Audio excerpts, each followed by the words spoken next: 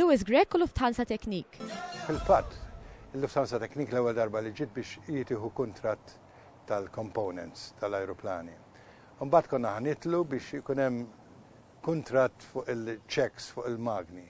U meta kien qed isir dar kuntrattu konna ħniffirmaw ma' ċertu wieħed Dr. Gallus li kien Vice Chairman tal-Lufthansa Technik, inkontat li interessani biex nagħmel dat tip ta' agreement miegħek, interessani nattira lej pajjiżi investiment bħal Lufthansa Technik għax nemmen fil-kapaċità tal-ħaddieba Maltin, fil-kapaċità tal-inġinieri, tat-technicians. Liema perjodu qed titkellem hawn? Qed nitkellem kont bdejta f'xi 2099 dak iż-żmien.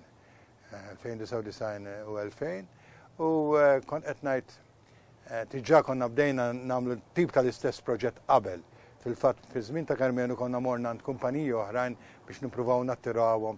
Kienet l-idea tiġà kienet ilha hemm għandi u konna bdejniha ma l-Lufthansa Technik bdiet dak iż-żmien. U allura għalint qed tgħid bis-serjetà tlaħaq.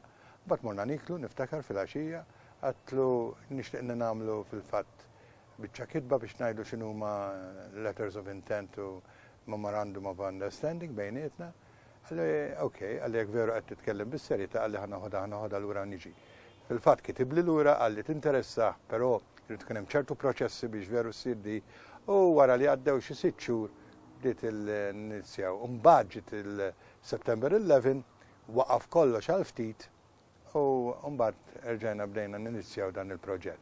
Mbagħad fl-2002 konna konkludejna il-proġett kollu. Mbagħad bdiet taħdem. Din hija ċerimonja tal-inawgurazzjoni li kienet saret fil-11 ta' Jannar tal-2003. Louis Grech jindirizza lil dawk preżenti. Hopefully the ongoing successful operation of this joint venture could be considered as a good study of leveling barriers. Kien ukoll l-ewwel chairman tal-Lufthansa Technik Malta, wara qbil bejn ix-shareholders tal-Lufthansa Technik u l-Air Malta. Il-Parlament Ewropew huwa l-unika entità tal-Unjoni Ewropea li tiġi eletta direttament minn nies. Dan mhux minn dejjem kien hekk, fil-fatt qabel l-1979 il-membri ma kinux jiġu eletti direttament. Il-Parlament Ewropew għandu 3 irwoli prinċipali. Dak li għeddi l-liġijiet li flimkien mal-Kunsill japprova l-budget kif ukoll isegwi l-attivitajiet tal-istituzzjonijiet l-oħra fih dan l-Unjoni Ewropea fosthom il-Kummissjoni. Għal aktar informazzjoni dwar l-Unjoni Ewropea segwuna fil-programm li jmiss.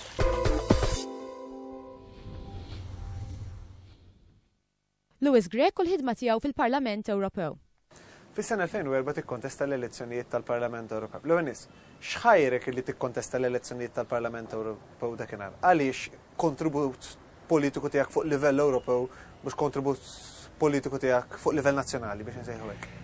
Ok, ġifieri it-tnejn kienu attraenti, però assumejt ukoll li bil-track record tiegħi, bil-background tiegħi, kemm dak li huwa karriera, kemm dak li huwa mentali, kont b'mod jew ieħor iktar ħassejt li nkun komdu nopera f'dik it-tip ta' atmosfera, naħseb biex għax Malta ma kontx inħossni komdu, però wkoll li stajt inkun iktar effettiv dak iż-żmien partikolari f'xi ħaġa wkoll li kienet sfida ġdida.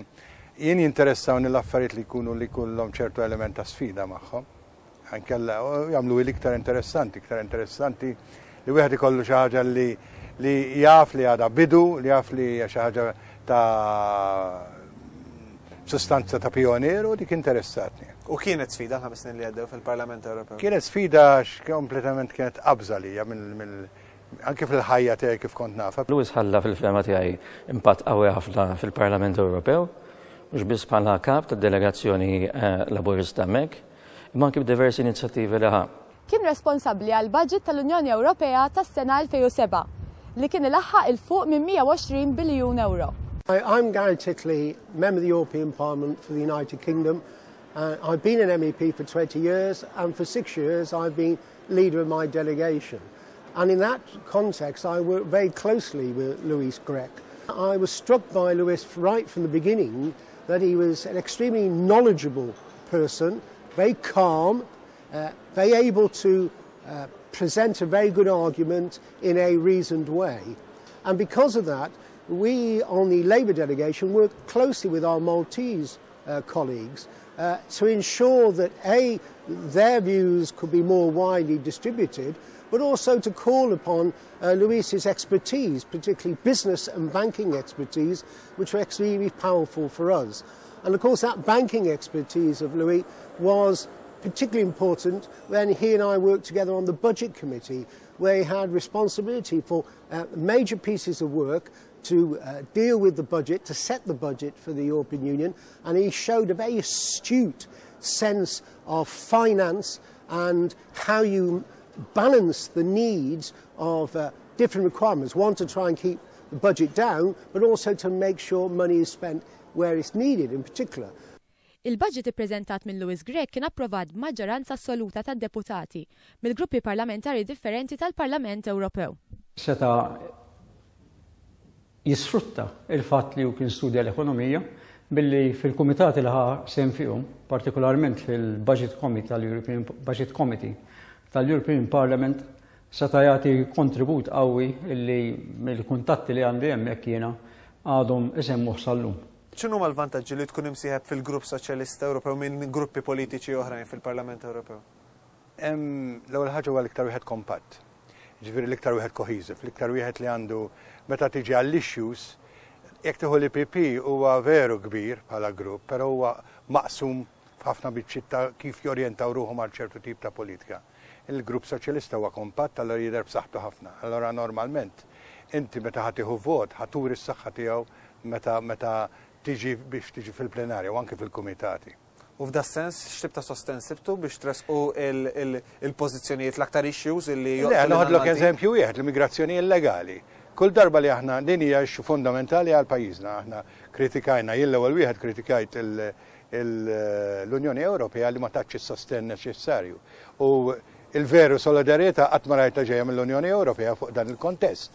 Però kull darba li tlabna il-support, il-solidarietà veru konkreta tal-Grupp Soċjalista aħna dejjem sibniha. U fil-fatt jekk inti wieħed jieħu dal-aħħar ġimgħat, tliet ġimgħat jew kemm ilu xahar ilu, jiena ktibt lil Martin Schulz fejn għatlu li hija inaċċettabbli s-sitwazzjoni illi qed niffaċċjaw aħna bħala pajjiż fuq il-kwistjoni tal-immigrazzjoni illegali. Elenkajtlu numru ta' affarijiet kemm inna ngħidu qatt ma rajna solidarjetà vera.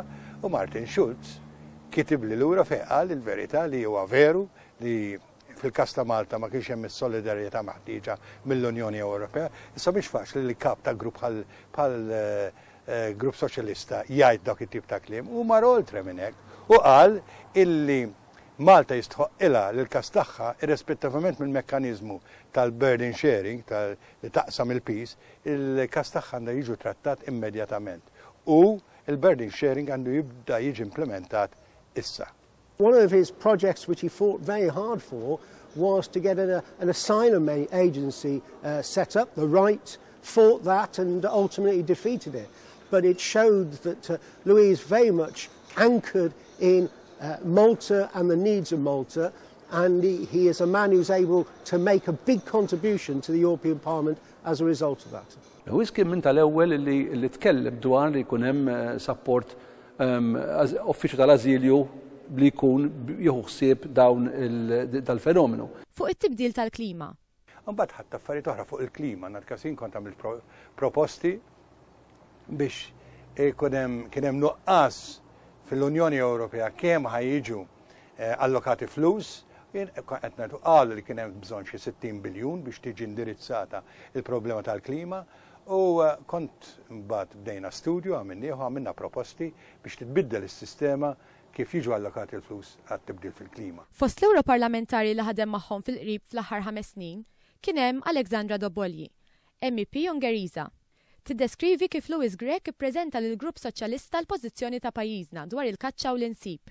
Louis Grech and myself have worked together in a productive manner, but perhaps what was the most striking was how the spring hunting in Malta issue was presented to the group. While working on the Petitions Committee, the issue came up in the group, and it was Louis Grech who managed to show the group that yes, everybody is equal in the eyes of the law, but this is also a national issue which should be tackled keeping in mind the sensitivities of the thousands of Maltese who have this hobby at the heart.